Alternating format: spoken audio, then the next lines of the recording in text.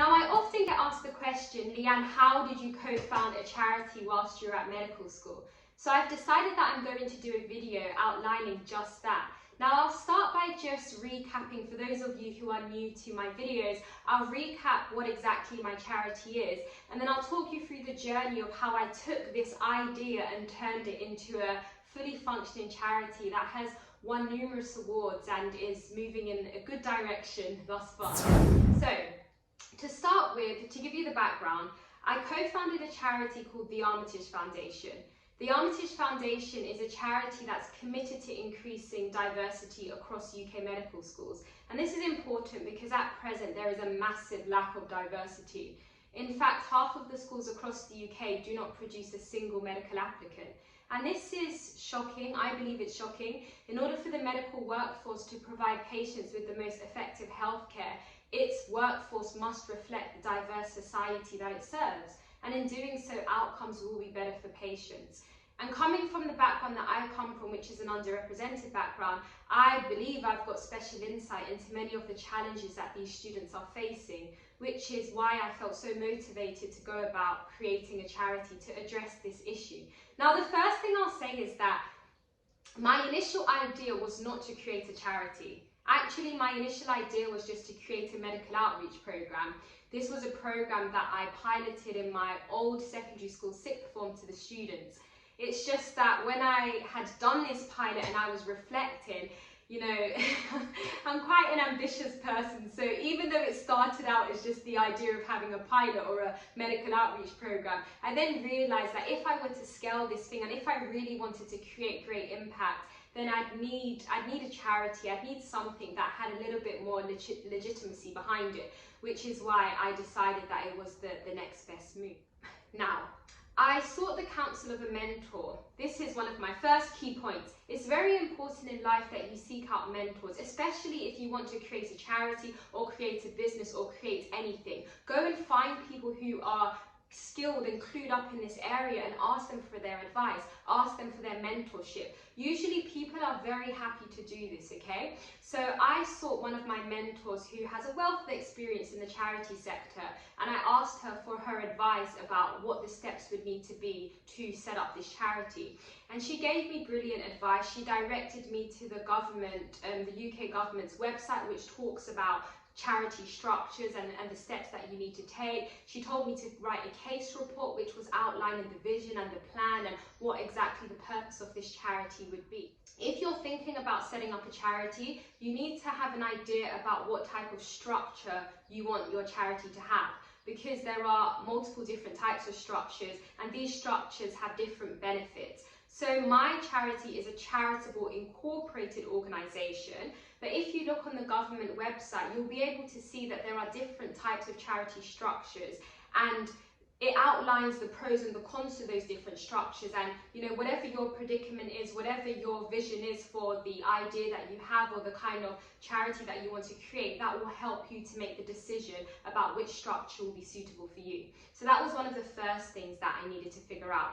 In addition to that, I needed to have a minimum of 3 trustees to set up the charity. I'm not sure if that is still the same rule now, but again, if you go on the government website, you'll be able to see all those details.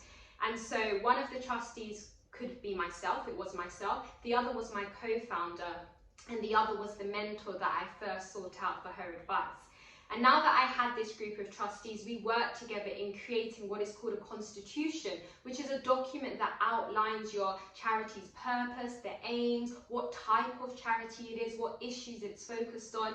There's quite a lot of paperwork and planning that goes into the initial stages of setting up a charity, and it is very crucial that you get these things right, because they impact what your charity does, they can impact the kind of funding you apply for. It has many implications, so this is the part that you really need to pay a lot of attention to, okay? Now, I just want to rewind and go back to the idea of a charity, because I know that many of you watching this video will be at different stages. Some of you will be at the stage where you're ready to set up your charity, and so everything I've said is very relevant for you at that stage. But some of you may be in a position where you're thinking, I want to do something charitable, but I'm not even 100% sure what I want to do. The first thing I'd say to that is it's really important that you're passionate about the cause that you're trying to address. So think about what makes you passionate. And the second thing I'd say is think about how you can add value. How is your charity different from other charities that are out there? Because sometimes in life you want to go up and set things, but if there are already people out there who are doing the thing that you're passionate about, maybe you can collaborate with them.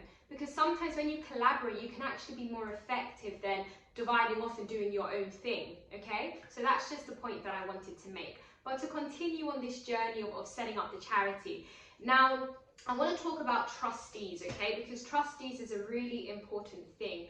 Your trustees are essentially the people that form the governing body of your charity. You have trustee meetings, several throughout the year, and in these trustee meetings you talk about the direction of the charity. Your trustees hold you accountable to the aims of the charity, and you want a trustee group that have various skills, because ultimately you want different trustees to bring different perspective, and you want them to be able to counsel you in a different way. And depending on what type of charity you have, that will impact the type of trustees that you want.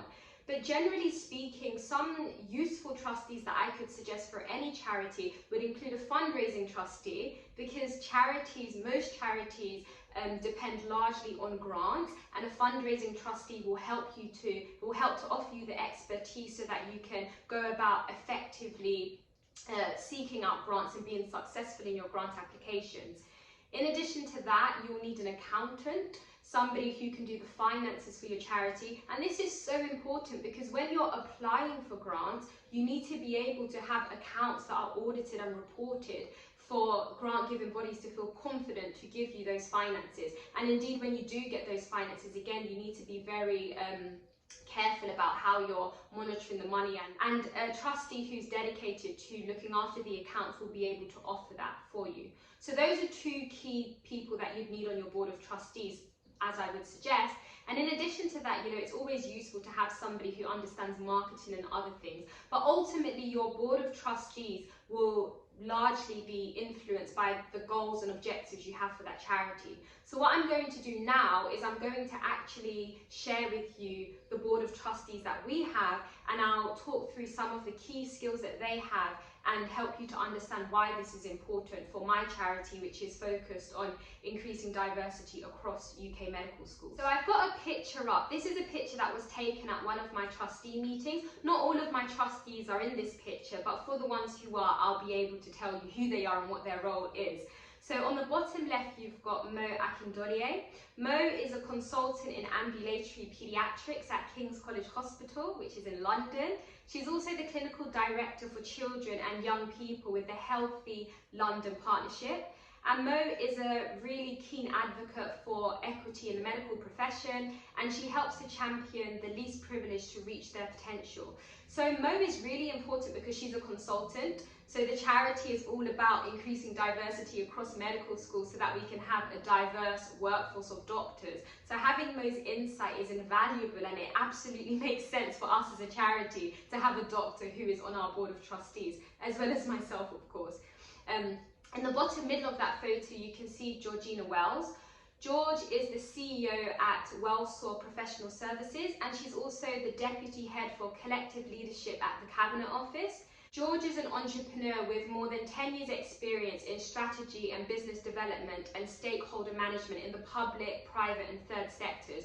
George is amazing. She gives us a lot of insight into the strategic organisation and planning for our charity, and because she's got a lot of experience in leadership and also in the third sector, so in charities, she's just like a guru. She's full of knowledge, and she's just so valuable on our board of trustees, and my co-founder and I, we absolutely adore her. In the bottom far right, we've got Keris Ledger. Keris is an experienced accountant, and she's the Director of Finance at St George's University of London. She's also the treasurer of our charity, so she is the boss when it comes to the accounts, okay? We have other trustees who are not in the picture. One is called Veronica Martin. She's got more than 25 years experience in advertising and fundraising, and she's advised and worked with numerous charities, including Elizabeth Finn Care, the Brain Brain and Spine Foundation, and she's actually the founding chair and trustee of Generating Genius with Dr. Tony Sewell's CBE. We also have another trustee called Adam Gordon, who is a teacher, and because we're going into schools working with students, it's really valuable having a teacher on our board of trustees, and he does a lot of safeguarding for us as well. So that's my board of trustees in summary, and I hope that by me sharing each of those individuals with you and telling you what they do, that's helped to give you better insight into what you want your board of trustees to look like. But if I'm to summarize it, essentially, you want each trustee to be bringing a particular skill or a particular expertise to the table. And it's really important that you really think through who your trustees are, because trustees have power. When you're in meetings and you're voting on whether or not to do something, you know, your trustees have a bearing in that. So you really want to make sure that the people that you put onto your board of trustees are people who align with your mission statement and your values. And one of the things I say is that I don't care how amazing somebody is. If they're not passionate about the work that we're doing at the Armitage Foundation, my co-founder and I do not want them on the team, because it's not about somebody who looks pretty on paper or who's super established. It's about somebody who's got a heart for the work that we're doing and who can actually really help us to drive towards, you know, achieving our goal of creating a diverse medical workforce. Okay, so board of trustees is very important. In addition to that, I decided to set up my charity with somebody who's my co-founder, okay? Sometimes you can have more than one co-founder. Sometimes you could be the only person setting up a sometimes you could be the only person setting up a charity. Setting up a charity whilst at medical school alone would have been incredibly difficult. So I'm eternally grateful for my co-founder, who is amazing. And actually my co-founder, Daniel Huth, he's not actually a doctor. He's more of a strategist and a bit of an entrepreneur, a little bit of everything. He's actually recently been doing some consulting work, but he's about to go off to do an MBA. And there'll be another video where I interview Daniel talking about his MBA. But Daniel has a very strategic mind, and he brings the strategic element to the charity, which is really important because I'm more of the visionary. I understand, you know, medicine and the content of the program and the kind of details of what we actually deliver. But Daniel is very good at looking at the bigger picture and creating that strategic roadmap so that we can go in a direction towards achieving our goals for the charity.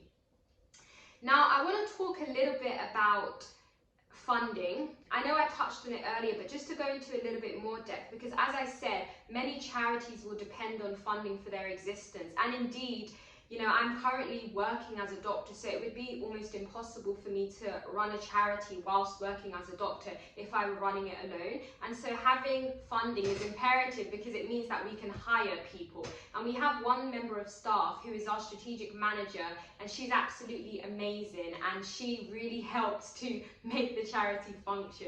And in addition to that, funding allows you to, you know, tap into other things. Depending on what your charity is focused on, you'll need funding to provide the resources so that you can run and work efficiently. And so in terms of how to go about getting grants, one of the pieces of advice I'd give you is make sure that the grants that you're applying for are by bodies who actually have a vested interest in whatever it is that your charity sets out to do.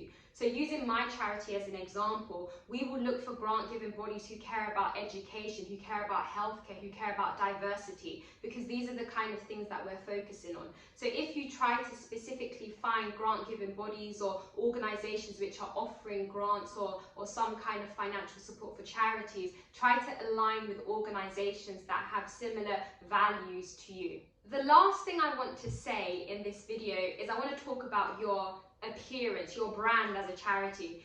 You know, simple things like having an up-to-date website, having a website that looks the part. It's really important, especially now, like we've just come out of a lockdown and lots of activity has been on the internet. So many people form judgments and perceptions based on what your online presence looks like. And in addition to that, a website is just like a place where people can go to get information, to get a summary about what you stand for as an organization, as a charity. So it's really important that your online presence is a good reflection of your charity and provides the information that is necessary.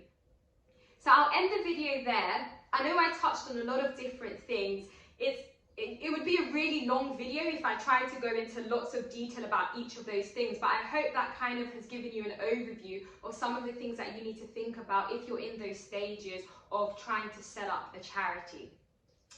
I've got other videos which talk a little bit more about what exactly my charity does, but for this video I wanted it to be more so just an overview of some of the steps I took to set up a charity. I hope you find that useful. If you'd like to see more videos like this, please comment below, like, subscribe, and continue to follow me on my journey on YouTube. Thank you for listening. Bye for now.